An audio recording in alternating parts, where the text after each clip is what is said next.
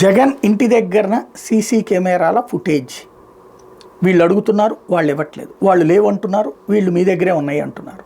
ఇప్పుడు ఏం జరుగుతుంది? వాస్తవంగా ఏంటి అసలు? జగన్ ఇంటి ఎదురుగుండా ఫైర్ తగలబడింది అంటే అక్కడ పోలీసులు ఎందుకు లేరు?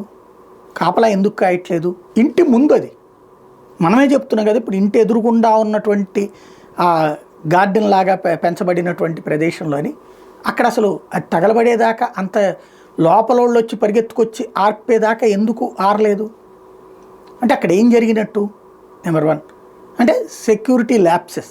ఆ ల్యాప్సెస్ని కవర్ చేయడానికి జగన్ ఇంటి దగ్గరన సీసీ కెమెరాలు అడిగాము, వాళ్ళు ఇవ్వట్లేదు, లేవంటున్నారు, హార్డ్ డిస్క్లో ఉంటే చూడమంటున్నాం, వాళ్ళు లేదని చెప్తున్నారు, వాళ్ళు కంప్లైంట్ చేశారు అని ఇటు పోలీసులు.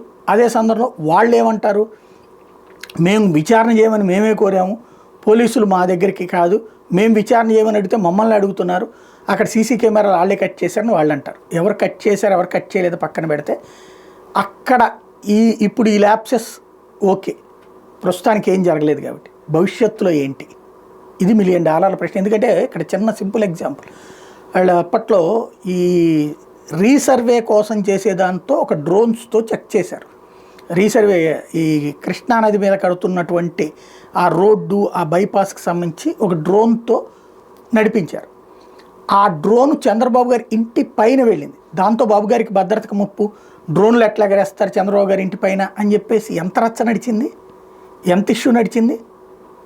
ఆయన ఇంటి ముందు నుంచి వాహనాలు పంపిస్తున్నారు అంటే ఎంత రచ్చ నడిచింది. తర్వాత మళ్ళీ ఎక్కడ రిస్ట్రిక్షన్స్ చేయాల్సి వచ్చింది. కాబట్టి ఇక్కడ ఒకళ్ళు చేసినప్పుడు కరెక్ట్, ఇంకొకళ్ళు చేసినప్పుడు రాంగు అవ్వదు, చెక్ చేసుకోవాల్సి ఉంది.